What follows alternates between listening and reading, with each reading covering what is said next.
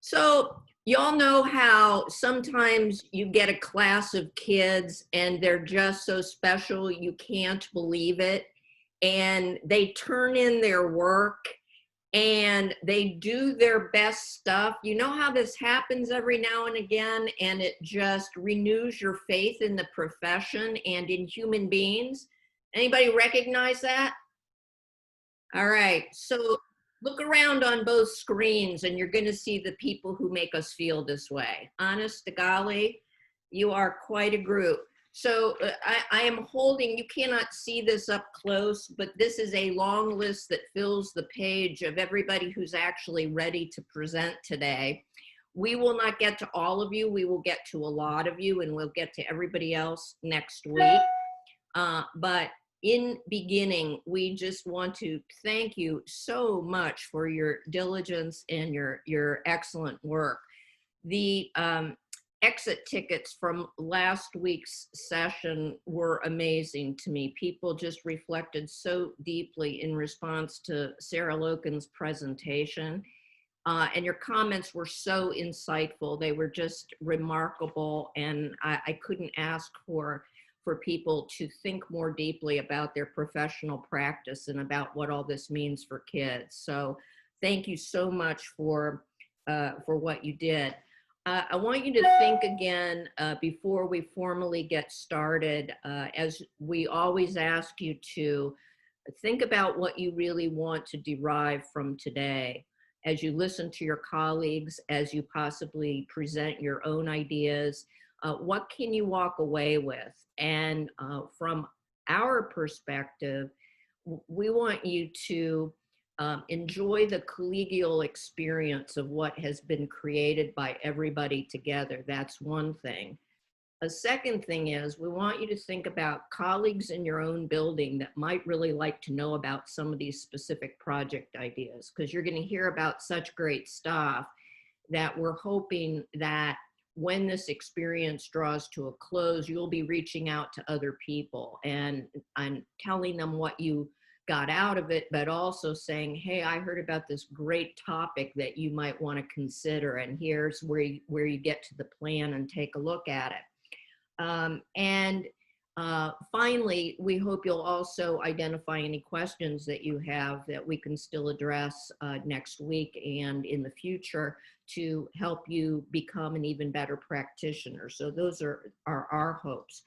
We want to share a video with you that is. Remember, I had some announcements. Yeah. Do you want to do that beforehand? I don't care. I thought it doesn't matter. Okay. We wanted to share a video with you that is an appropriate follow-up to our work with Sarah last week. And this is a student reflection. It's very, very quick, but it's a student from Windermere who was reflecting on a project several years ago related to homelessness.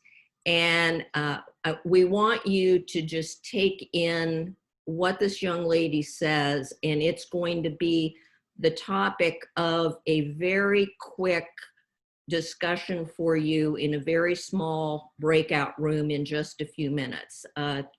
Take a look at this young lady as soon as Kathy takes us to her.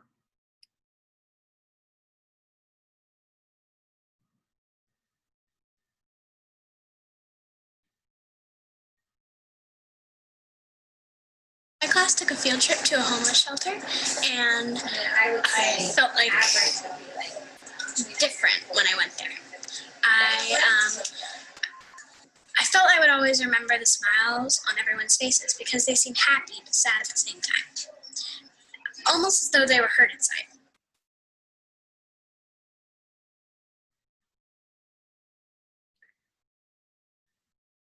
Okay, this should give you a little flavor of what we're talking about when we say that your work and service learning really can not only deepen academic learning, but also promote really important social emotional learning. I think you would agree that this young lady is different at the end of the project than she was at the beginning of the project. Something happened for her because of that authentic experience. And what we want you to talk about in your breakout room with one or two colleagues, some of you will end up in a pair, some of you will end up in threes, I think.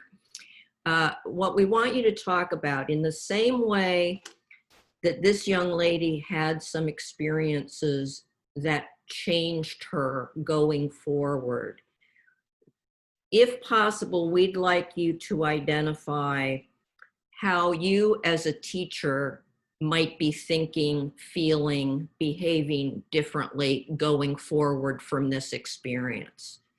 What has touched you or what has affected you? What change or growth do you see in yourself as a practitioner?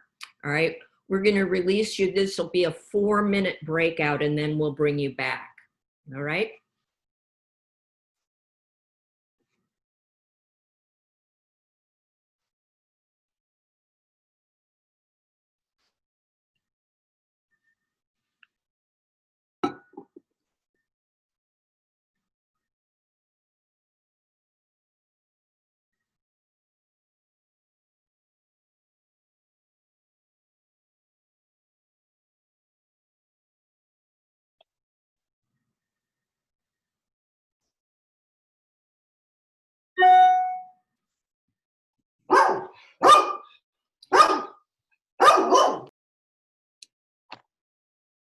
I didn't mean to do that. I think we just, sorry, we accidentally came back to the main room, but guys, we were just saying how easy it is to use Zoom and how everybody's using it now. So even if, whether we're on distance learning or not, I think the ability to like connect with, say, someone at like a food pantry and like say, and say, hey, could you Zoom with us? Most likely they've probably already used it now. And so they're going to be like, sure, yeah, we'll do it, Yeah. Absolutely. Yeah, it's been interesting to see. I still fumble around a little bit, but the things we've been able to do with Zoom, and when you think about schools and, just certainly it'll never replace being face-to-face with people, but it'll give you so many more options. Yeah. Well, and it gives you the, That's exactly what we said. yeah, we can connect with so many more people that are going to now feel comfortable using that method versus. We also talked to, you might know Amanda Fountain at Upper Arlington High School that has the broadcast journalism kids. And she loves to, her work is authentic anyway, and she loves to connect it to authentic products. And she did Pam Bergen's Alzheimer's video, her kids did. And she's interested in having her kids interview tape agency heads, to be available for people who want to do service learning projects around various issues. So we'll let you know, and maybe we can get some other high schools in the area to do the same kinds of things. Good discussions, everybody? Good. Glad to hear it. If you had unfinished points that you wanted to make, I hope you'll find a way to communicate with each other through chat or email in case anybody was not quite finished sharing. We know those were quick, but we wanted to do a little of that. Kathy's going to make a couple of quick announcements, and then we're going to launch into the sharing real quickly. One thing that I'm finding out is nothing is too quick here, because in trying to get to the right place on Google Classroom, but there's a couple of things that I just wanted to point out in the classroom now. There's a section, I put this catchy title, additional videos, that as we were doing help sessions and talking about a variety of their projects, that we knew of some videos that might be of help. So you might want to take a look at some of those, and if you have other needs, maybe we can help find some that might be helpful for entry of in the assignments, you'll notice, and I sent an email, ignore these course evaluations. I am attempting, we want you to do a course evaluation at the end of, when we finish next Tuesday. So ignore these for now. I'm trying to figure out how, for some reason, it would not let me give you your own copy. It's a Google form. If anyone knows, you can email me later or put it in the chat how I can make sure you have your own copy to complete. I've been able to do it on a bunch of other things, including your slides you're going to use today, but for some reason I haven't been able to do that. Also, there's another section at the bottom, course resources, and we just added a colleague from University of New Mexico, Marjorie Krebs, sent this whole list of remote teaching resources, and it's like a ton of different apps and websites that are either free or low cost that might be helpful for you or your students when you're doing projects. I want you to note too, right where Kathy was in course resources, further down, there is one called websites, technology, video and print resources.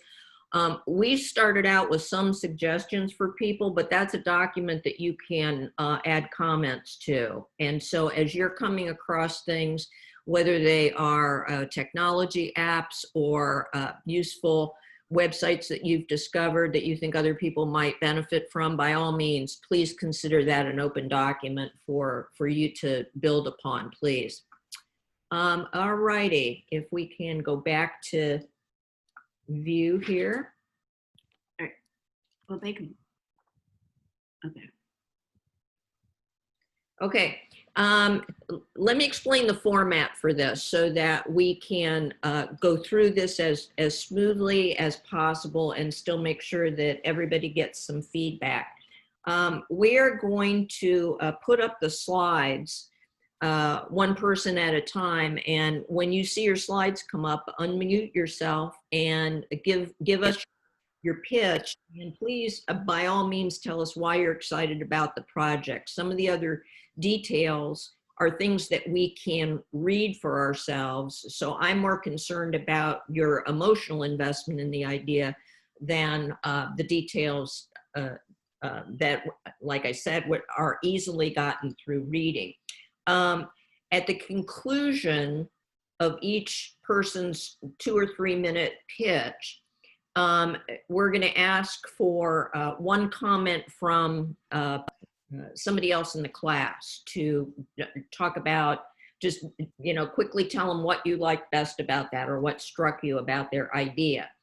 And the first time we'll just have whoever is ready to respond just unmute and give a comment. After that, though, the person who has just presented, so the first person who's going to be up is Chrissy Acker. So Chrissy, when the next person presents, we'd like you to give the feedback comment. When that person is done, we'd like that person to give the feedback on the following one. So that gets hopefully almost everybody involved in the mix as we go along. So let's go with Chrissy's comments. So everybody except Chrissy and us should be muted at this point. And Can you hear me? Yeah. Mm-hmm. Okay, because when we went into the breakout rooms, Marcia unfortunately could not hear me, and I did think it was my computer and not hers. So I actually logged out and logged back in. So then I wasn't sure when I did that because I had some things pop up on my screen that it said, like my audio. So it wasn't Marcia, but I just wanted to make sure now you could hear me. Okay. I had a feeling I was coming because I saw my slide up when you were poking around there. All right, tell us. All right. Your talking points. Okay. So I'm working by myself, and this project that I'm looking into doing and is all about the deaf and hard of hearing and more awareness with them. I'm looking for a much catchier title. So any ideas you have to really make something clever? The only thing that pops in my mind is that terrible Ace of Base song that I saw the sign, I opened up my eyes, I saw a sign, and I think to myself, I got to come up with something different. But it really is started because, and I got excited about doing it, was that in our school at Windermere Elementary School, we have deaf of hard of hearing students that are mainstreamed into our classrooms.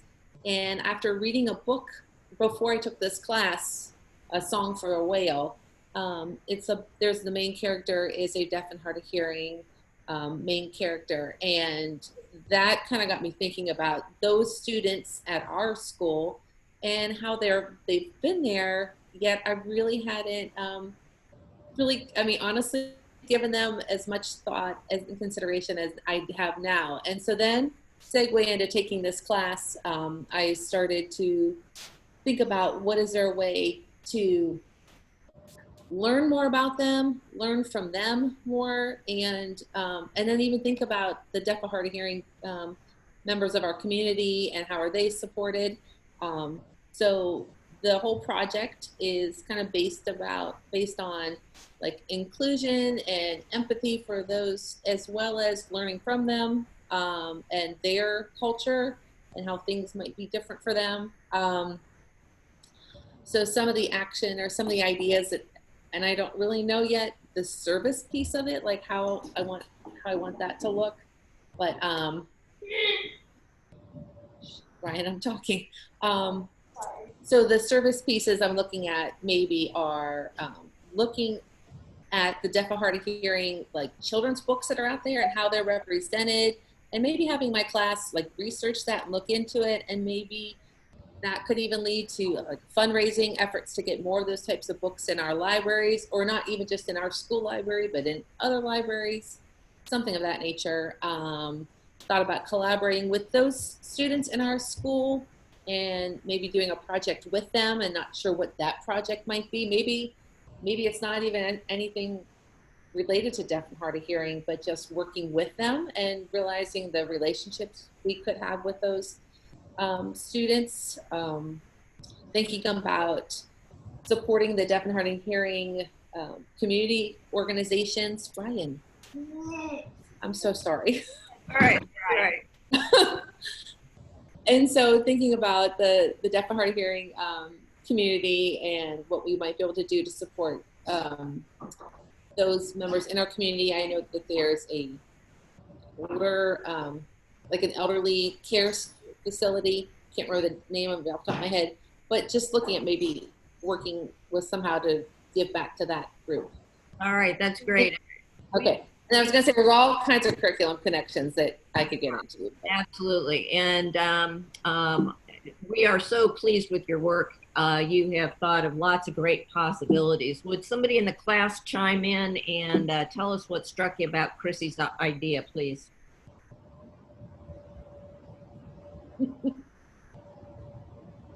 I'll chime I in. Love this. I'll chime. Sorry, Katie. I'm sorry, you.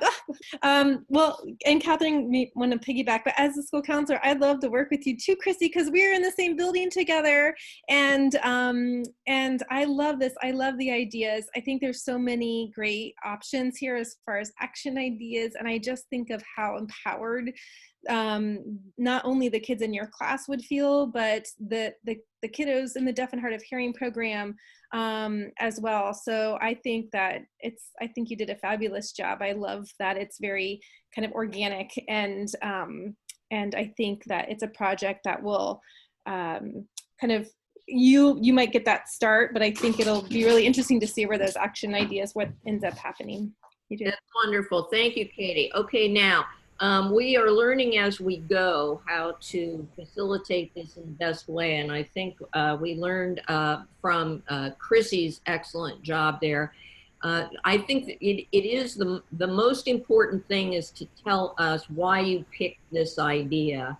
And when you tell us about the how, give us a quick one-liner about an entry event and a quick one-liner about one of your favorite possible action ideas. And then knowing that we can absorb the rest of it from the slides. All right, Sherry Baugh is. Okay, just a second. Okay. All right, I'm here. I'm going to get the next person here.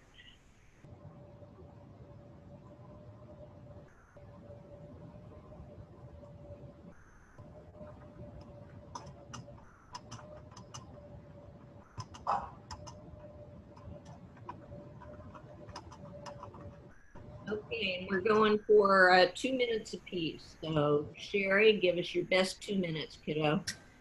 Okay, so across the street from my school is an assisted living facility, and we have worked with them in the past. One of the other teachers and I, we do like a buddy classroom. So my fourth graders and her first graders, we get together once a week and do any kind of academic or service learning project together. So we have reached out to them in the past and taken like snowmen in January, Valentine's over to them and dropped them off.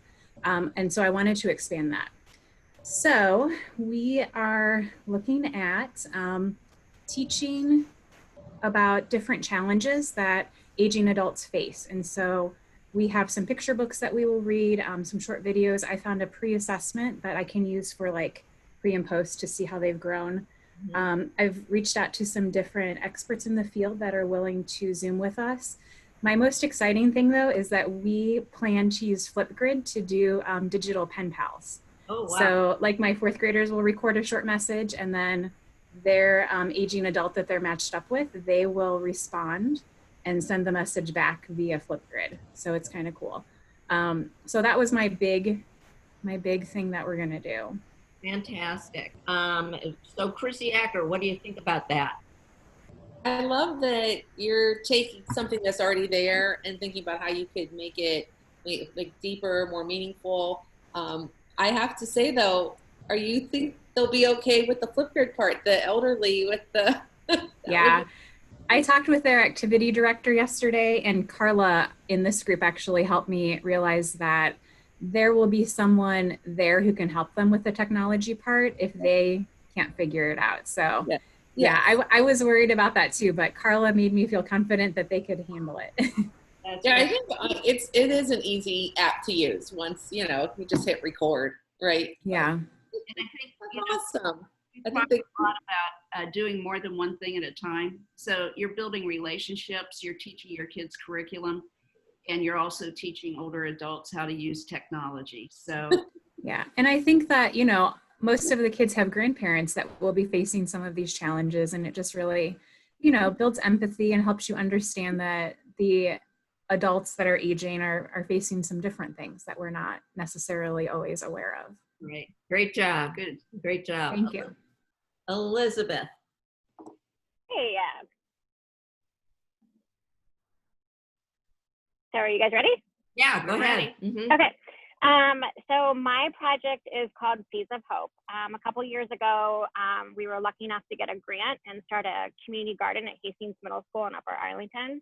I wanted to redo my reading curriculum. I teach both social studies and sixth grade reading at Hastings, and I wanted to redo the reading curriculum. It's a semester-long class, but I wanted to design the curriculum all around the garden this year. So we'll start with some service learning projects related to the garden itself, where harvest goes to either a local food pantry or a soup kitchen.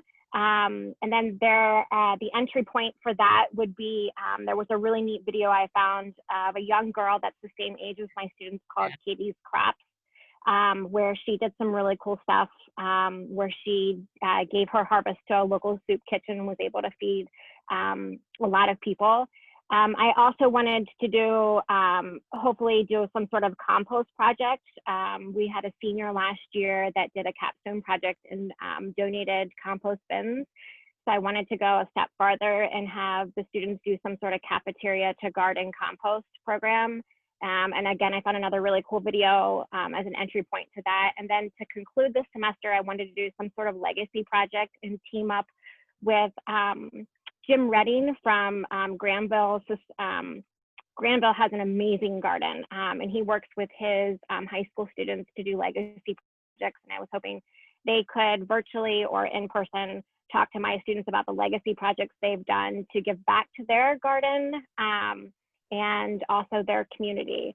It's basically, we will do a lot of reading, writing, speaking and listening, and a lot of giving back, I hope. So that's Great job. kind of the gist of it, yeah. That's terrific. Sherry, comment? I love that you're involving your school cafeteria. We have started to look at moving towards a waste-free cafeteria, and really the kids' voices are what will move that forward. So as much as you can get them involved, that's amazing. And Great wonderful. job. Elizabeth, you already know the book Seed Folks. Yep, so that's one of 3 books I'll be using. Seed Folks, and then The Boy Who Harnessed Wind, and then A Long Walk to Water. All right, wonderful. So, Very wonderful. Great. Okie doke, Marsha Bracken.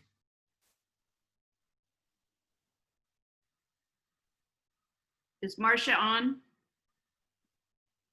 Okay, we'll come back. Kara Culp, you ready? Yes. Okie doke. All right. I'm doing this project by myself, and I called it Distressing the Earth, and we're really focusing on the impact of soil on the earth. I have grown a passion myself for, I guess, helping the earth and all that stuff, because without the earth, we would not be here. We couldn't survive. So like all these things that people are doing with equality for gay rights and for Blacks and all those, whatever you believe in, we can't fight for those things if we're equally extinct also, because there is no earth to fight that stuff. So we're going to look at the impact of soil though, specifically, because without soil, we could not survive, because everything comes back to soil. So for my entry event and everything, we were going to watch a YouTube video called Dear Future Generations, Sorry. And it talks about how things that used to be like the Amazon and all that, how it can go disappear, I guess, from it. And then also doing like a Zoom call with someone from Scott's Lawn to talk about soil and the nutrients that you need from it. The action ideas, there were multiple ones, but like organizing and just cleanup, because I see tons of like throwaway masks that are just on the ground now and everything. So kids could organize a cleanup. They could start a compost. They could do a garden wall, even outside of Jones. I was thinking we could have one for like pollinators to bring more bees, because without bees, we wouldn't survive either. So there's multiple different things they could teach like first graders or other ones, or even start talking to the high schoolers in environmental science and figuring out what they're doing to help the cause. And obviously it connects to my science curriculum a lot, because we talk about soil, rocks, and minerals and everything, and how it helps sustain our earth. Great. You did a fine job. And we had Kara working in a help session last week, and I walked away with a new appreciation of the importance of soil. Believe me, she is passionate, and she convinced me. Elizabeth, what do you think? Okay, so selfishly, I'm going to be super excited about this project because Kara, we could definitely connect. As part of the semester I'd like to spend on soil, the Franklin Soil and Water Conservation District has a great program. I'll send you their link. But I love this. I totally agree with you that soil is an important part. And I love all the activities that you're going to do with your kids. I love the part that you're going to team up with the high school. I think that'll be a really neat experience for the kids. Wonderful. Good job. Brooke. Hi. Okay.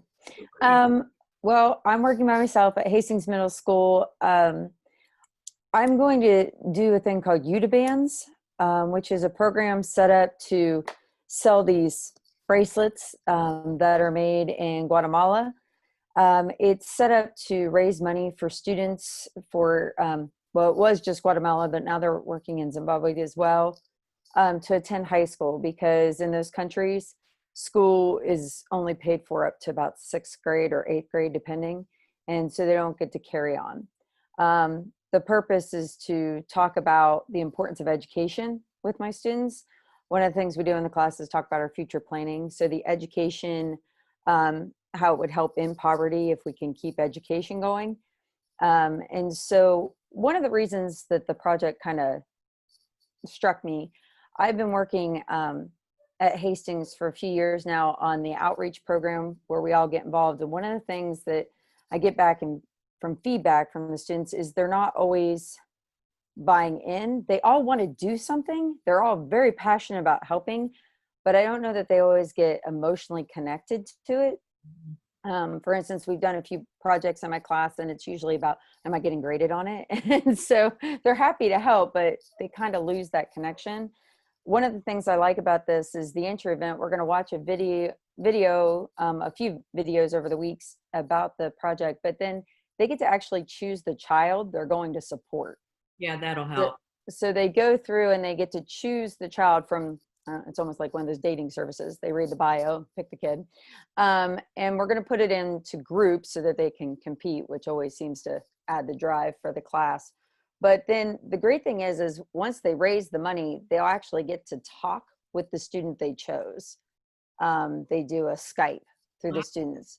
So not only do they get to pick the students so they get a personal connection, but then they'll actually get to speak with them. And I was kind of hoping that start to finish would kind of rejuvenate some of that emotional attachment to what they did. Because like I said, our students are really excited to do things, but I think they sometimes, because of their age, they can't be as hands-on at times with the people. And so I'm hoping it'll do that. As far as curriculum, it goes with our career exploration, entrepreneurship, and global environment. It's really got almost everything we teach in there. So my curriculum is easy to match up to. But so I think that I'm just excited to do it. It's the really great thing is that if we're on a blended learning or even online, it's something they can do and come back and sell. So I kind of liked how it had that versatility. Excellent, excellent. Kara, comment? I love how you really took the time to like invest in how to make that connection for all the kids, because like you said, some of them were invested and some weren't. So by them having to pick a student to like follow or a kid to follow, and then actually getting to talk with them and seeing that impact, I think will be huge. Yeah, I hope so. When you have a chance, Brooke, and there's no rush on this, but I have an idea for you that might enhance the very beginning of the project. So give me a call at your convenience. Yeah. All right. Thank you. Mr. Elliott, you're up. Hello, hello. Oh, hi, Jeff. All right, so this is another, this is a project that I did a couple years ago with Kathy and Ellen, but I wanted to re-up it in the day of quarantining and social distancing. So this is going to actually be the first unit and service learning project that I start the year off with. So it's really important that it sort of sets a foundation for what I think is important about social studies and learning about history. So I included my colleague Kathy Johnson as a co-author, just because she's going to be helping me to write the lessons for this project. But I want the title, this is a clunky title, but like I wanted to reflect how, like, you know, we come from our communities, we have responsibility to give back to our communities. This is what's valuable about history, is that it shapes who we are. So the focus here is on local history of their own community. And a lot of students are surprised that their community is so rich in values and history. But after we uncover it, they realize how interesting it really is. So after we learn about the history of our community and what makes a community, then we are going to challenge the students to find some way to improve that community in some way. And we want to give the students the power to design their own projects, lots of different like possibilities. So like for action steps, you know, it could be like you know, if your local park is very valuable to you, you could clean up that park, or you could work with senior citizens in your community to record their stories and share them with others. Or you could teach people about the African-American Pleasant Litchfield that settled in Upper Arlington, and then, you know, his part of the African-American community is buried underneath the science wing of the high school. So there's so many neat things that kids can do if they're so motivated. A lot of different possibilities here. Excellent. Brooke, what do you think? Well, it sounds great. And I can think of like a dozen people that I'd love to hook you up with from my list from Hop Day if you want. So I would like down, to Brooke. with that. Yeah. I think the kids, the more they get involved in the community, the more excited they get. And honestly, I think buying in, you're going to find that a lot of them already have a lot of suggestions from their church groups and whatnot. I seem to hear a lot of that from them. So it's always good. Sounds great. Yes, very good. Thank you. Okay, so when Kathy and I put the session for today together, we thought that we would take a break about every 6 presentations and do something different. All right, as much of the world. A moment or two. So we wanted you to see this inspiring video from a special teacher. Continues on in isolation, people working from home. They're trying to figure out things to do with their family, things to figure out how to pass the time. Yeah. Lindsay and Kels, a lot of teachers have been going online and coaches trying to help out their students and their athletes. This one teacher in particular, music teacher, I thought was phenomenal. Not only did she pick up an instrument and decide to help out her student and spread some joy, but she wrote a song, and as inspiration, she was going to share what she's been going through and how it makes her feel. Sure. While she's in isolation. Have a look. Hey, so as some of you guys might know, I'm a music teacher, and I found that one of the best ways that I can process the whole transition to online learning and teaching is to write a song. So I wrote a song. I'd like to share that with you guys now. Here we go.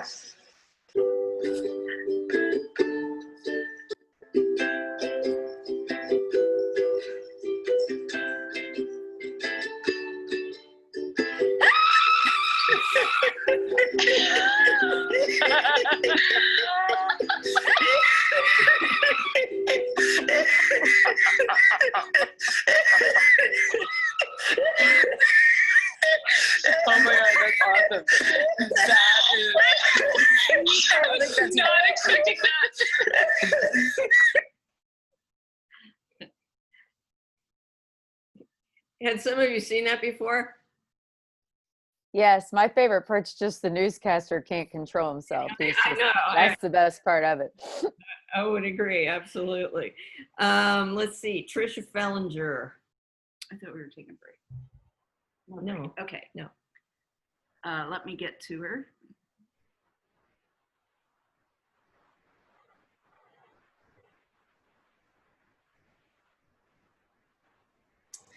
So my project title is See Us, Hear Us, Stand With Us, and that's a reference to the what you often hear associated with the Black Lives Matter movement.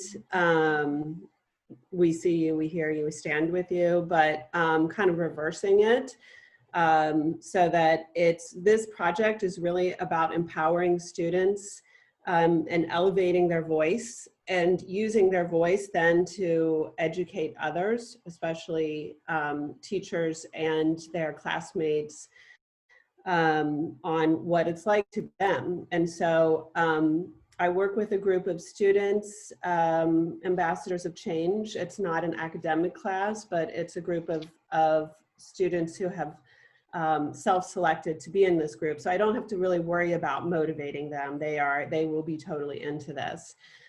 So this is my passion. And when I saw the Dear UA Schools on Instagram, it just broke my heart. And to think that we have so many students who are hurting. And, you know, even my ambassadors who are trained basically to express their opinion, to stand up for other people, they don't feel totally empowered to share their stories. So I think we need to find basically a a platform, a space for them to share their stories and feel safe about it, but also to pass that on to younger students. So, because I think it's so important to start when students are young.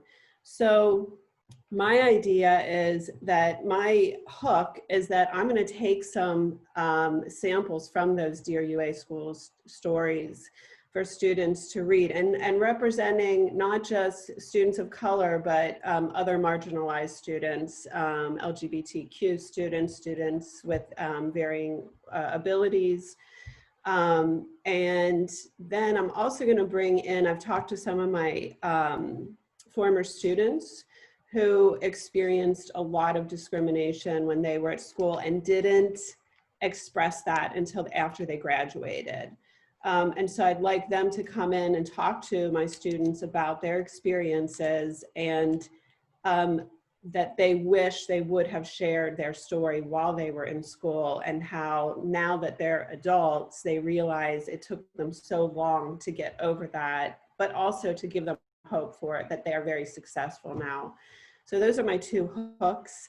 And my action ideas, this is where I could use help from the rest of you. So my students love to do outreach with younger students, but I would like them to be the ones to design a program that they would take to either the middle school or elementary, and kind of talk to those students, all students, not just marginalized students, you know, what it's like to be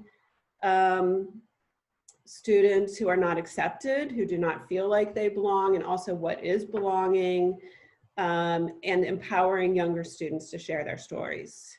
So, you know, I don't have the pressure of connecting this experience to necessarily other academic areas, but there is, I can connect it to the social emotional standards from the ODE. And also, you know, really they're practicing their public speaking, design thinking, and collaborating with each other. Terrific. That is going to be a wonderful initiative and is going to do a great deal of good. Jeff? Yeah, I think it's funny that you know, Kara and Elizabeth went after each other, and they're both talking about soils and you know, the earth, and you know, and Tricia and I are both focused on students educating people in the community about, you know, learning about their community. I think it's fantastic. You know, the personal experience here is I think key, and I really want my students to be part of this. You know, you mentioned connections for action ideas, and you know, I think after my students learn about their communities, they're going to be really primed to have some of your ambassadors for change come into Hastings Middle School and make some connections there. And who knows, maybe some of them will even be inspired to create their own ambassadors for change program at the middle school. Kids are really empathetic and passionate. I think that, and those are two things that you really harnessed here, because like we saw at the video at the beginning of the session today, when kids are emotionally engaged and they're passionate about what they're doing, that's the recipe, that's the alchemy for real long-lasting change and real learning. So Tricia, I think this is a fantastic idea. I can't wait to see where it goes. I agree. And I just want to take a minute. If maybe your kids could also pay attention to just what Jeff said. When kids feel emotionally engaged and feel like they have something of value to offer, that they could look at some of these the kids who are engaged in some of these projects everybody's talking about, and see if that's not a natural consequence of, because we often teach and then we create special programs to deal with what we think are the deficits. Mm-hmm. And I'm gonna, if it's not in the videos right now, I'm gonna put a video that Kim Wilson's kids, the MD kids, taught about the Iditarod, of all things, to first graders, Sally McGregor Martin's first graders. And if your kids watch that video, it will not get past them that the first graders thought the kids in the MD class were rock stars. They heard their stories, even though they weren't telling them. Yeah. So that'd be my only suggestion, is to also have them look at what can UA do or other schools do so that kids don't feel marginalized. Right. Thank you. Thank you. Good job. Diana and Renee. Okay, honey? Yeah.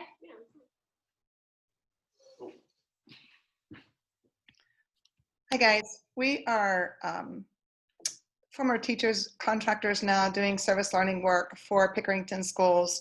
We train high school juniors and seniors to go and tutor and mentor elementary and middle school students. That being said, this project is a project that will start with our high school students to develop ideas and support curriculum in our elementary and middle school. There have been so many festivals that have been canceled. The Pumpkin Show, the fair, the Lithopolis Honey Fest. And Kara, I was really excited to hear about your soil project because this is our whole mantra for our year is be the change. How can each student be the change and fill gaps with our young students? Not only that, we played off that and thought about this event, and that sparked a lot of interest with us and how we can support local partners, and Diana will share all of our how and action ideas. So yeah, so hi guys. So what we're gonna do is we're actually gonna have you guys seen these bracelets? They're all over, they're like the rage. So we're gonna have our students create bracelets that kind of are to their motto, like be the change, be kind, be amazing. And then the students, what we're gonna do is then these bracelets are gonna go into baggies, and we're gonna give these baggies to the honeybee collectors or at the places. And inside the bags, our students are going to design, did you know, websites with facts about how to save the bees. And then the students will, the bags, the bracelets will be donated, and the local beekeepers will then sell these bracelets with their honey and proceeds, and will be donated to organizations to help save the bees. That's wonderful. Love how your high school kids are provide leadership there. Trisha, any comment for Diana and Renee? Yeah, I just really like the idea of the students creating the bracelets, because I can imagine that that would really hook them, that they're creating something, but at the same time, it has real, it's going to have really real meaning, deep meaning. So like the connections that you've made too between the grade levels. Thank you so much. I'm sure everybody is picking up that there are lots of opportunities for collaboration across grade levels and across schools, and that actually doing that through distance learning is very feasible. So do not be discouraged by the conditions, because the things you're proposing are going to work well. Jana, are you in the room yet? Jana Holland? Okay, we'll come back. We'll come back on that one.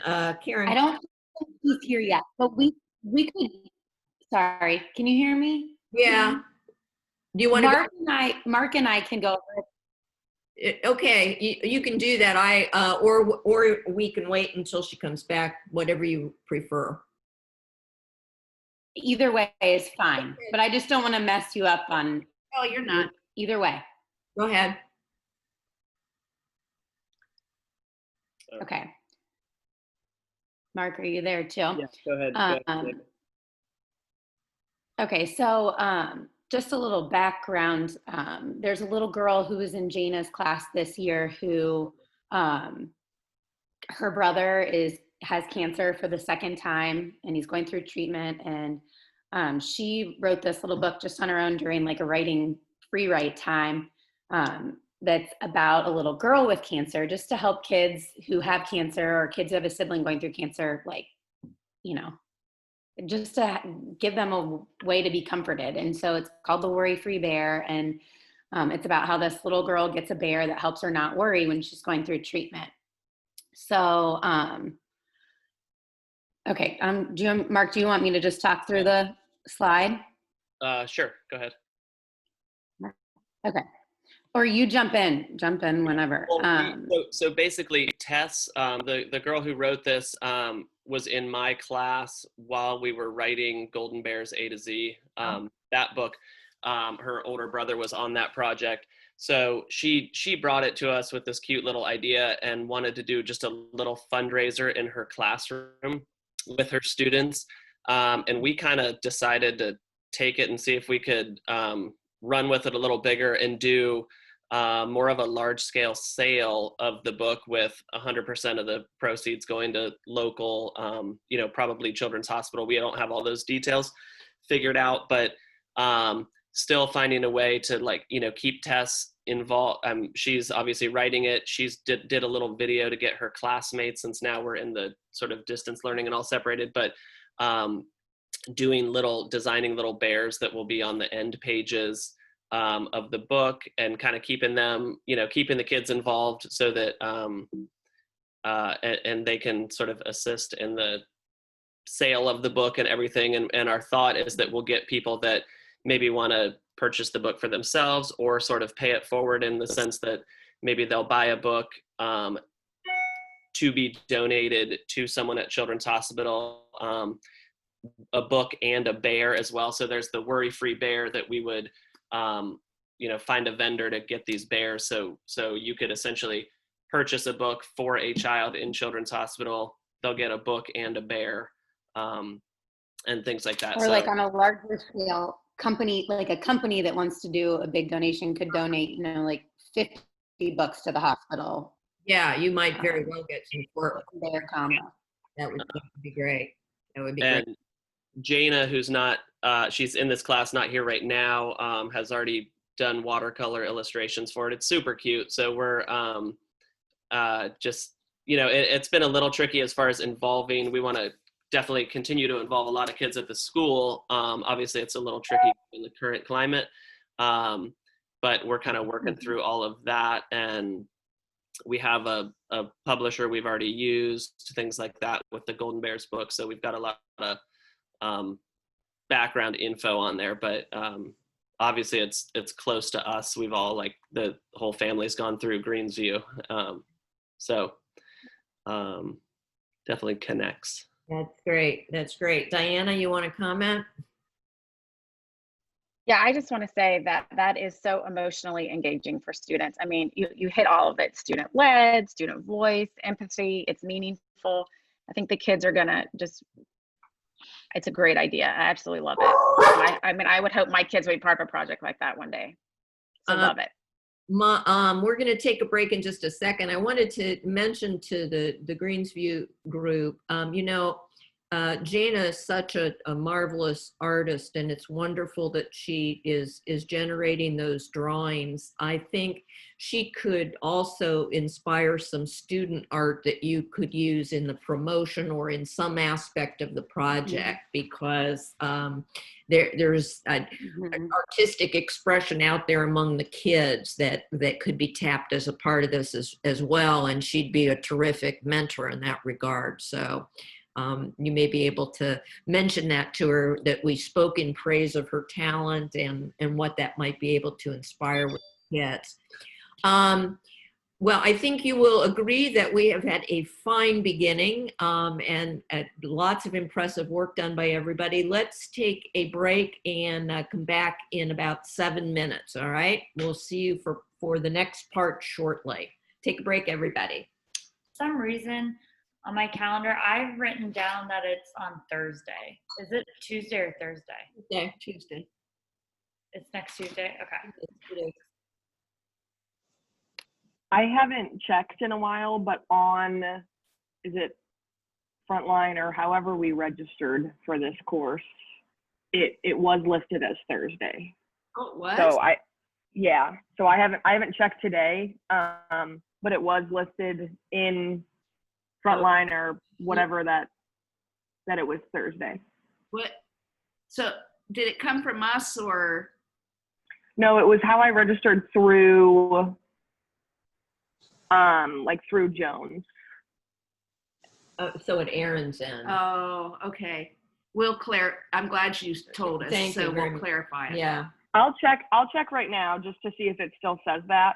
I can get to it pretty quickly, but the last time I looked, it did say that. Let me check again. Probably still does, because it was probably, you know, we don't see it when they put it up, but.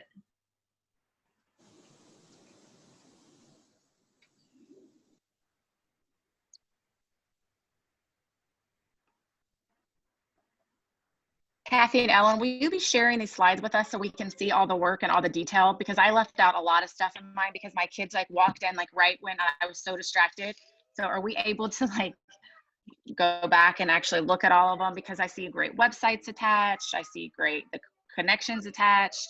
We were just talking about that. There has to be a way for me to share. I may have to share like the actual folder that they're in. I don't know if I can put them on, but yes, that's our intention. We'll figure it out for sure. And ultimately you'll be able to see the slides, but also the finished plans too, the complete templates for everybody you'll be able to see too. Yeah, and I was thinking that there's probably some way to put these all into one slideshow that would be kind of the intro piece to for people who want to look at the project plans in depth rather than having to look through every plan. Right. So we'll figure out that technology. Okay, we need to open the room. What do you mean? See how many people are back in. Okay.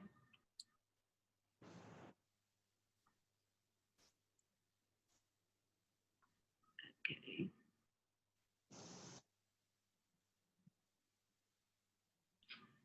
I don't know. Okay, if I stop sharing.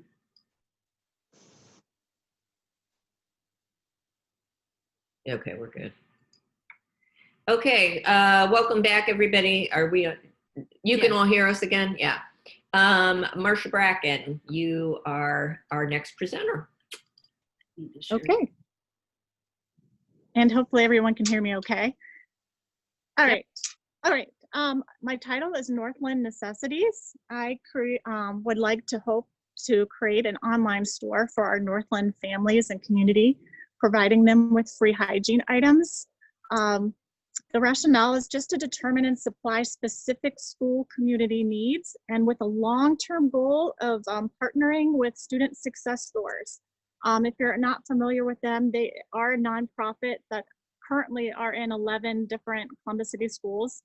And basically they set up school stores in the school offering personal hygiene items, food, clothing, school supplies. It is anonymous. They make it a dignified shopping experience. So it's my goal then to kind of take this idea, put it online where the students would be creating an online store. Then we've determined what specifically Northland community families need, and then possibly sharing that information with student success stores, and they would adopt us and possibly be a community partner with us in the future. Some entry events, I love Sarah Loken and her presentation from the Community Shelter Board, so I'd love to implement that in some way. Wes Taylor from the Student Success Stores, I'd have him speak. I'd love to have Governor Mike DeWine and the ASL interpreter. She's become very famous in the deaf community. I'll have Marla and them present just about COVID and how it impacted us in Ohio. There are online resources that I would share. Deaf Scrubs is what I love. They are deaf doctors who present in ASL information about COVID. And then I would also present The Home According to Kids, which is a video that is a resource here in our class. And I would use that as a way just to introduce service learning. And they could really connect with it because there's one of our students, our past students, that's deaf from Northland that's in that video. So I think they would be connect to that. So action ideas, we would organize a donation drive for hygiene items, including masks and soap. I'd have them create a Google site or a website that would have a Google online store using Google Forms. And then students would package these things, collect inventory data, use Google Sheets, and then I would deliver those to the families that request them. My connections, obviously I teach science, so I would connect to health, hygiene, cells, viruses, and just the science inquiry and application, like the whole mass debate. So there's a lot that I can connect with, and I'm really super excited about it. Love your feedback. Oh, that is a fabulous and comprehensive plan. You've done a great job there. Yeah. Can we get a comment from Jamie or Mark? I love how your whole project ties to like your community right there. I feel like a lot of times we are thinking like, how can we help someone somewhere else? And I think it's so cool that and relevant to your students with what's going on right now with COVID and all that. So I think that's really awesome. It's hard to do that sometimes. Good job. Thank you. Marcia, I don't know, when you were having technical difficulties before, if you realized that right after you present, you give the feedback comment on the next person. So I didn't want to spring a surprise on you because you'll be the feedback person for Karen. Okay? Yeah, thank you. All right, Karen.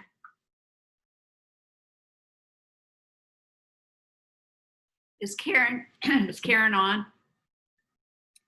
Okay. Okay, we'll come back. We'll go to Rachel Lilly. Rachel, are you on? Yes, I'm here. Okay, terrific. Go right ahead. So the title of my project, Issues of Social Justice, Awareness and Advocacy. And I traditionally do literature circles with my high school students. And I wanted to think of a way to use that as a jumping off point. So the text will deal with issues in social justice, but it will be a variety of issues. And it allows students to self-select novels, and they'll be reading and discussing the books in groups. And then they will choose one of the topics or issues from the book to address. Action ideas, I've been playing around because we really don't know what the school year will look like in another month. So I wanted to try to make it so that students can do this whether they're in class or they're out of class. But they're going to start by research. After the literature circle, they'll start by researching their topic or their issue, and they're going to curate a list of sources for others to find out about this issue. I'm also going to ask them to find out about agencies or nonprofits that are addressing this issue in our communities. Then I'd like to partner for the next step with a history teacher, maybe the AP government teacher, but I want our students to know who their elected officials are. So then they'll do a little bit of research, local, state, national levels, and then they are going to write letters as a way to advocate for the issue and actually send them. So writing for a real audience. Wonderful. And then finally, taking all of that information, I want them to create public service announcements. We do a lot with rhetorical analysis.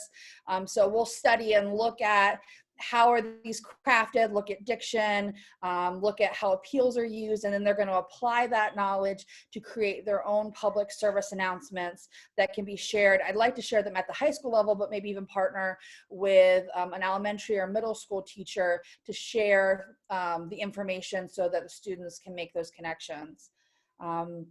Curriculum connections, I mean, there's so much between the writing, they'll be doing letters, they'll do synthesis of sources from the curation, I'm asking them to do reflections periodically.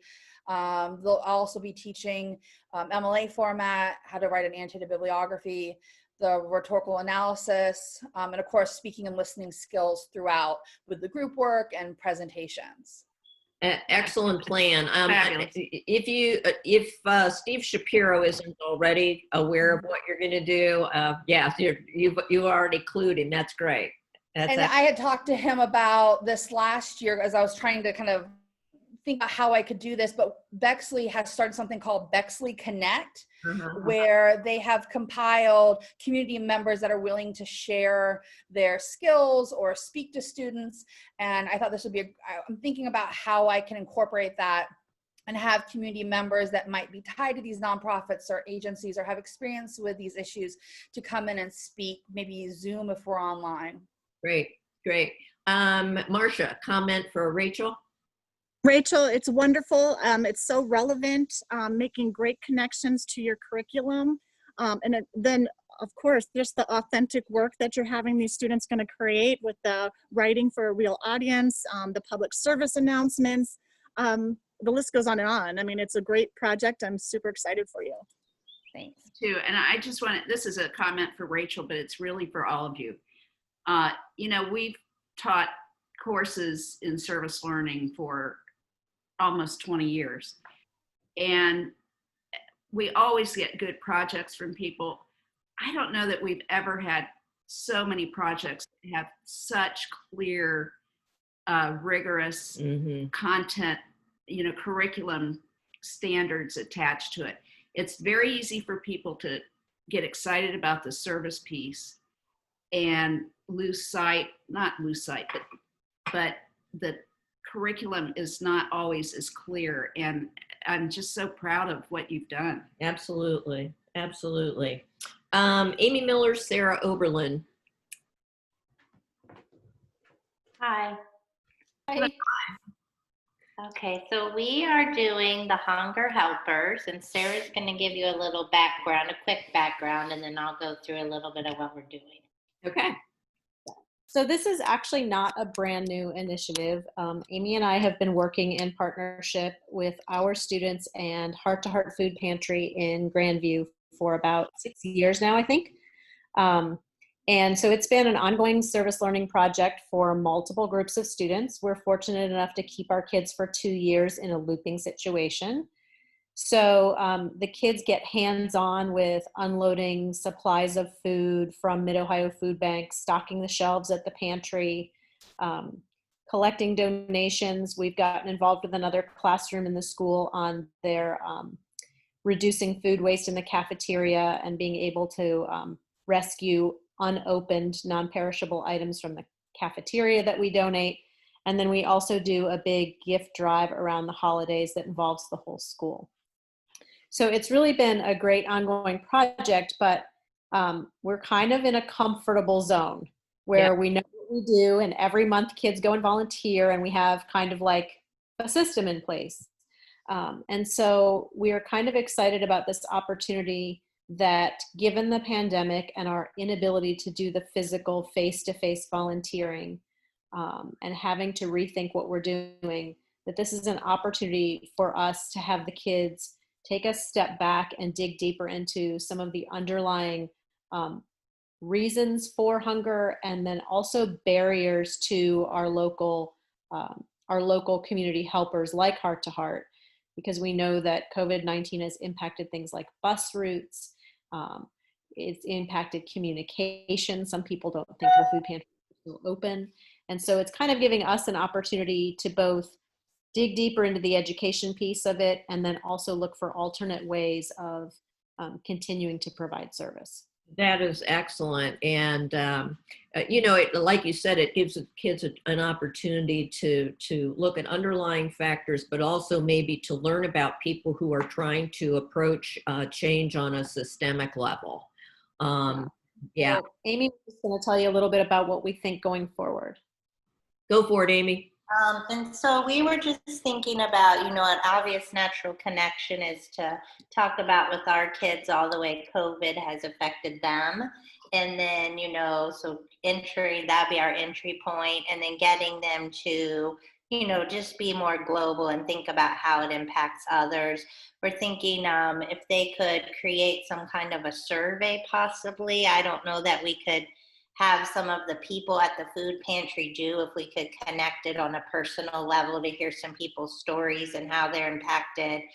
And so we're just kind of looking at digging deeper with the kids, obviously involving Lamar, other guest speakers. And then, you know, besides the reading, the researching and all of that, you know, they'll really be collaborating, being problem solvers, and then figuring out a way to share their learning with others. So we could, you know, spread this along our school and community about, you know, our research and what we found. Terrific, terrific. Rachel, what do you think? I really like it. I think it's so timely. I love how you're tying in the, you know, COVID-19. It's impacted everyone's lives. And I think tying that in will help the students feel more connected to it this year. I wrote down, I also really like the opportunities for connections, for them to connect with other students, the school community outside of the school and into the community, and the opportunities for cross-curricular work as well, I think is really great. I thought it might be neat if, I believe you mentioned talking about how there are new barriers now for community members to have access. It'd be really neat for them to possibly brainstorm solutions to some of those barriers, have them write, you know, or create some kind of problem solution. I don't know whether it be an essay or brainstorming, but just having them think about how they could possibly address some of those other barriers. Great, thank you so much. Katie and Laura. Hi. Jinx. Katie, go ahead. You kick Okay, us off. I'll lead this off. Laura and I are both elementary school counselors, and so we wanted to connect together and talk about ways that we can help just empower students and also create change makers. And so we thought about racial justice and advocacy because it's such a relevant topic. There are so many, not only students, I think, that are wrestling with this, but, you know, parents, staff members. And so we thought this would be really appropriate, really relevant way to teach them some important pieces. As school counselors, you know, this week we can touch on so many of our standards as far as social emotional learning pieces. So we wanted to really kind of tackle this as the why behind it, just to help them connect with what's happening in today's world. Also to help them do further research and understand history, the history piece of this. Also just giving them that, again, that ability to feel empowered, have that student voice, and have an opportunity to not only educate themselves, but educate others in our area. So the name of ours is Science for Change, and Laura's going to talk a little bit more about that with the action idea, but that's pretty much the why behind it. Great, thanks. Laura, you want to talk about? Yeah. And to piggyback on what Katie mentioned too, you know, I've been struggling with how do I make a difference in racial justice. And yes, I can do reading. Yes, I can post things on Instagram, but I need to do more. And so for me and for Katie as well, that felt like we need to be teaching our students to think differently. So that's where we can be change makers as adults too. But our idea is to either partner with Equal UA, which is a community organization about social justice, to create new yard signs for a community. The signs would feature student artwork and messages for the community about anti-racist messages. And students, in addition, when people would purchase the yard signs, would also, or maybe not even when they purchase, maybe just have this information out there for people, but creating a pamphlet and website that students would make, highlighting what does it mean to be anti-racist, what does it mean to be an ally, what does it mean to be an advocate, and also their own testimonials too. I jumped right past our entry event. We have guest speakers we could invite, and then there are links of some videos that would be appropriate for elementary age up to, you know, high school, except maybe the Sesame Street might be not high school appropriate, but definitely for elementary. and so many curriculum connections. And if you take a look at our project, the whole thing, once that's available, there are also other action ideas if this type of, for this topic, if this idea isn't something you would like to take and run with, but we're excited about it. Yeah, and I also just want to make just a quick little comment on like Rachel Lilly, even though she's at Bexley High School, you know, the high school level, I love the things that she talked about. We talked about also while we were kind of brainstorming about, you know, local agencies and nonprofits, but I love the idea of writing to local officials because we, you know, at first we were thinking of like a huge change and we kind of, you know, narrowed it down to affecting like our community. But I love that idea of, you know, we hope to inspire them to make greater change and to learn more about, you know, not only the history part, but, you know, how they can advocate. You know, this is a huge part of that advocacy piece. So I love that idea. I'm so glad that she went first and I wrote that down. So thanks for sharing that. That's just wonderful. Amy Miller, got a comment there, kid? I just think it's great. I mean, the kids will really engage. It's relevant to what's been going on in the news and everything. And I think it would be great to, you know, like Trisha came to mind. She would be a great partner with the high school to do things, but just bringing, you know, that to the awareness of so many of our kids, especially in Arlington. They just don't understand the idea of that kind of white privilege and things they have. So I think it sounds great. Thank you. I did message Trisha, by the way. I was like, I would love for your kiddos to come to our schools and to talk to our kids, you know, and hopefully inspire our kiddos and help us to kind of do that trickle down effect. So I love that. Great connection. Absolutely. And it strikes me when we think about this topic too, there is probably a role for music and the lyrics of music in all of this. There are some wonderful pieces that have been generated and some that kids might generate as well. But I mean, you can go all the way back to Rodgers and Hammerstein, South Pacific, You Have to Be Carefully Taught. I mean, that is a terrific set of lyrics to build in, but there's also modern stuff, current, contemporary music. So because that connects for some kids in such a powerful way, might be worth a thought as a part of this. We are gonna do one more, and then we're gonna move to breakout rooms for a few minutes. So Dana and Carla, are you in the room? Yes, I'm here. All right, let's hear about your project.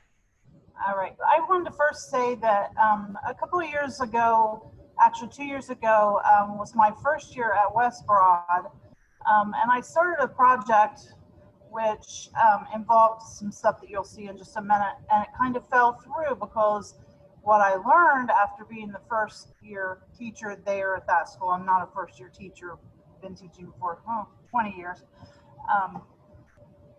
I found out that our population of students were the ones that were needy. So here I was asking them to bring in donations and they needed the donations themselves. So my project kind of fell through, and then it didn't really totally fall through. I did have a nonprofit agency that helped me a little bit, and then I would take donations also to the blessing boxes that you'll see in just a minute. But I was very happy when I was able to partner with Carla, and so we came up with the title is It Starts With Us, and our focus is going to be poverty. And you know, we both came up with the rationale of it's personal. You know, it's personal because I believe Carla came from, her audio is not working, so I'm going to go ahead and present for her. It's personal because I believe she was raised on the west side or lived on the west side of Columbus, and I'm from Southern Ohio, so we have a lot of similarities when it comes to our past and also our family members that may possibly be needy. So we said that we were going to, our entry event we are going to, I don't know, many of you may have been in past service learning classes with Ellen and Kathy, where they presented the heartbreak activity, what breaks your heart, and how, and so we're going to do that. And then there are just a lot of reading connections with poverty and homelessness. And then the kindness boomerang video, I don't know if any of you have seen that. It's kind of basically shows how you present kindness and it comes back to you. And then we're going to partner together, her nursing students at Fort Hayes with my 4th grade students at West Broad. And so I have wanted to do this for a while, and Carla is going to, I'm happy she's going to help this finally become a reality. With the Columbus Blessing Box project, it's on Facebook. And so her students are going to help my students design a blessing box, actually 2 blessing boxes. One's going to be put on the east side, her side of town, and one will be put on the west side, hopefully across from West Broad Elementary School. And so we're going to, where, you know, my students may not be able to bring in donations, but they're going to find a way. You know, we're going to partner with nonprofit agencies. Carla, some of her students may be able to bring in the items as well, and then, you know, several other agencies. And so I'm just really excited to partner with her students. And I think that's it. And you can see the curriculum connections. Wonderful, thank you. Can we get a comment from Katie or Laura, please? I can go ahead. Well, one I had a question I might have missed. What goes in the blessing box? Oh, I'm so sorry. I do have a list that I'm going to put within my project plan, but it's just items that may be needed in the with the families themselves. You know, like non-perishable items. Oh. Also hygiene items. And the reason behind all this, my project before, we didn't actually design a blessing box. There was a blessing box in our area. And so when I would put those items in, the items would be gone within, you know, within hours. I mean, it's very needed there. And then it was vandalized. So the church had to remove the blessing box that was in right beside the church. So that's why I'm hoping that this does go through and we're able to get another blessing box in the community. Great. I really appreciated, you know, you said poverty or sorry. Comment from my son. I really appreciate how you said that, you know, this is personal to us. This is kind of what our families are going through. But at the same time, empowering them to help others rather than always being the beneficiary of, you know, help. How can I bring it forward to help someone else? And I think that is great that you're providing that for your students. And I think that was the part that was missing with my project before, just getting them to understand empathy and getting them to be able to share with others. Like you said, just because they're the ones that are in need doesn't mean that they can't in some way share kindness themselves. They'll have ideas for possibly some additional things to include in the blessing box too. And as they make those additions to your startup list, I think that will increase their emotional investment as well. Which is, you know, the message that's coming through with all of your projects. You know, money is a short-term fix. Money, or even sometimes direct service, is a short-term fix. But what you're doing is you and all of you are showing kids that what they're learning in school. They're writers, they're artists, they're musicians, they're negotiators, they're mathematicians, and those skills can help change systemic problems. And that's what we're working on. And so you've all done such a great job. Thank you. I'm going to ask something very, very challenging of everybody. We're going to send you to breakout rooms for 10 minutes. And when you are talking with your colleagues, I want you to zero in on the two most important takeaways from what you've heard in this last period of time. And it's going to be hard for you to narrow down to two things, I imagine, but do your best to identify.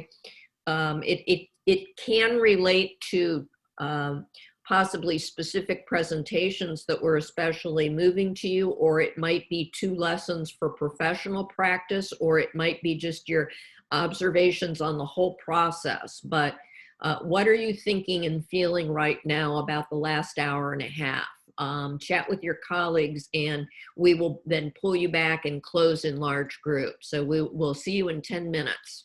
Okay, I'm trying to make sure, because a couple of the rooms lost somebody, so I'm going to try to move you so you're not by yourself. If you find you're by yourself, let me know. And okay, here we go.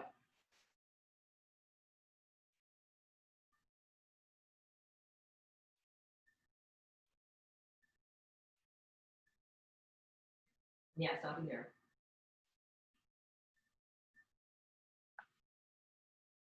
Going to say I'm super excited about all the connections that are being made, that people didn't realize, all the different projects that were going on, whether they were working in groups or by themselves. And that's kind of exciting that, whether it's high school to middle school or middle school to elementary, and it's just kind of exciting. So, and I agree with both Chris and Marcia. It's really exciting to see so many positive things that are going to be done this year. So it's exciting. And inspiring the kids, hopefully they will grow into adults who inspire others too. Mm-hmm. Right. I don't know about you all, but I think teaching empathy is like so hard. I don't know, when I show something that I think is important or whatever, and I'm like, it's done, like a video or whatnot, and I'm just like bawling, and my students are like, do as much as an empathy, and I don't know. It's really hard to teach that, I guess. But I guess through projects like these that it starts to build.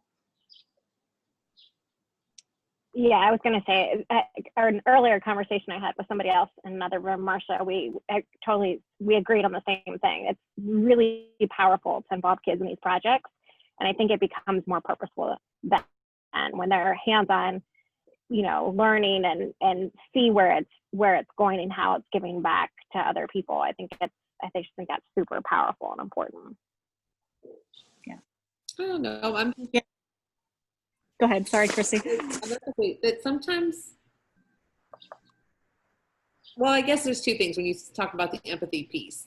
There's parts of it where I think many kids are naturally empathetic and, have those feelings. But then at the same time, to your point, like if I'm sharing something and then they don't seem to get it, I don't know if it's like just, again, I have 3rd graders. I don't know if they just don't have enough life experience to know how that feels. Maybe I'm seeing something with like a baby. And so for me, I have these connections as an adult with that where they're in 8 or 9, they don't have some of that, those, things happen that.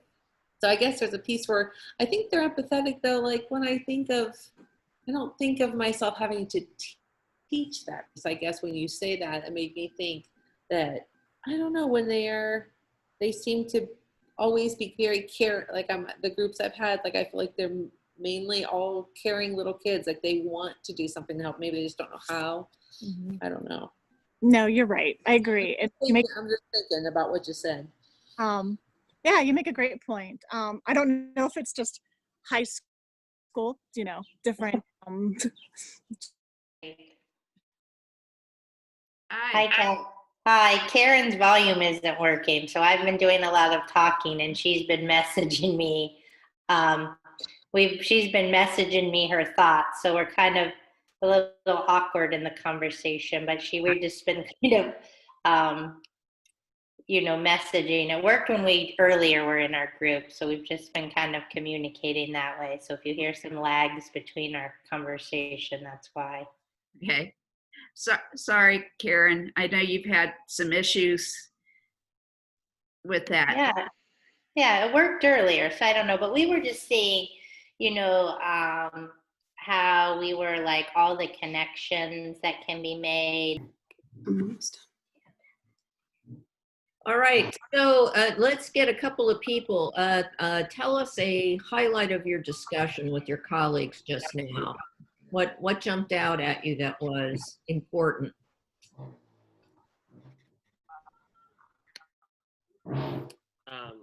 Do you mind if I go here? I don't mind if you go. One of the things we were saying was so all of these projects are different, but each project seems to have like 2 to 3 projects that somewhat overlap. So it's just cool to hear this because like we're just jotting down like, just different things that, oh wait, I could reach out to that person or that resource or that organization. They all seem to relate. I was even saying with Jeff Elliott's project he's talking about at Hastings Middle School, half the kids that wrote Golden Bears A to Z, or 2/3 are now students at Hastings. So in terms of just that UA, the history of UA, they've got that knowledge that then kind of can sort of lead right into that project. So there's all these little just connections, I think, which is neat about this this class and hearing it all. Absolutely. Can I go next? Oh, I'm so sorry. No, go ahead. I really wanted to jump in after Mark because he was talking about my project, but one of the things that we were talking about in my breakout room was precisely this dynamic between Mark and myself, is that we have such an embarrassment of riches, resources of teachers willing to help each other and offer support. Mark sent me an email saying, hey, we've got this book. It would be a great resource for you. And, Brooke Dionisio is saying that she's got contacts for me. Everybody in my breakout room felt and agreed that this class has been really great for connecting teachers to each other. It's going to make everybody's work that much better. I'm so glad you said that, Jeff, because I think that's one of the happy surprises. Surprises is the right word, that it wasn't necessarily when we started to do this, that it was a stated goal, but it's certainly been one of the outcomes that doing the Zoom and the Google Classroom lends itself to teachers working together. And you truly are a dream team, if you take advantage of the resources that you have among yourselves. Absolutely. One more comment, an observation from your breakout room. How important student voice and choices. It makes the project so much better, even better than you designed it to be. And it could change a lot, which is just fine. But that student voice and choice is just really, really important. Absolutely. Candace. Oh, I thought she was opting in. No, I think that's an important point for sure. Something, can I go ahead? Sorry. Yeah. Something Gina and I were talking about, and this is with several of the projects, is it's a hard time to be a teacher or be in education, and everybody is taking on something, that's a big challenge, but I think that will make a really big difference. And one of the projects we talked, or several of the projects we talked about had to do with the diversity and equity and inclusion stuff going on. That's project that's just think it's a challenge, a good challenge and an important one, but it's a hard time to be a teacher. Yeah. So we just kind of acknowledge, not that it's not a great thing, and these projects I think will help us. And it's just a matter of being able to stay focused. I don't know if you noticed on your handouts for today, on the second page is a picture of Ferris Bueller. And he said, life moves pretty fast. If you don't stop and look around once in a while, you could miss it. Put that up somewhere where you see it every day.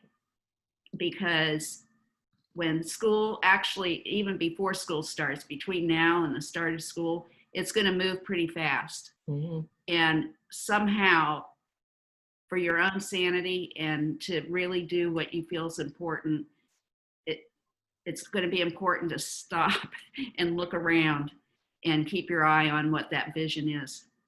I think that all the assignments for next week are really self-explanatory. So you can contact us if you have a question, but I doubt that you will. And for clarification, the session is on Tuesday. I guess something was appeared in the information in Upper Arlington that suggested that the closing session was next Thursday, but that is incorrect. It is Tuesday morning like usual. Now, if you go back to Jamie's comment a moment ago that it is a difficult but very important time to be a teacher, that was a perfect segue to this video that we are going to play as we close today. And we hope that you will take the message to heart, because the people who made the video mean it, and we mean it too. And as I'm getting that video ready here, if anybody has any idea of how I can share the evaluation so that you all have your own in that Google form, just text me or email me or whatever. So, salute to teacher.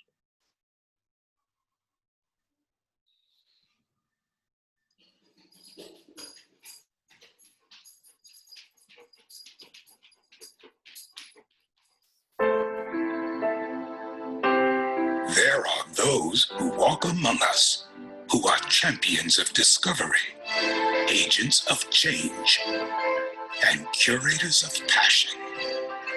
They challenge us to ask questions like what, why, and how. They encourage us to explore beyond our backyard, and they captivate our minds and nurture our curiosities. Because of them, we better understand our world. We know what causes an earthquake, why a light bulb lights, how clouds produce rain. They reassure us that it is okay to think without boundary and explore the possibilities of what could be. There are those who walk among us who inspire us to investigate, to create, to find solutions, to become part of and ultimately change our world. For all the things you do, for who you are, and for who you inspire us to become, we offer our most sincere thank you to you, our teachers. The Globe program is proud to partner and interact with a worldwide community of inspiring teachers who cultivate interest and the love of learning through interaction and hands-on engagement and investigation of Earth. Join us in thanking educators everywhere. Share this with your friends, family, and favorite teacher today.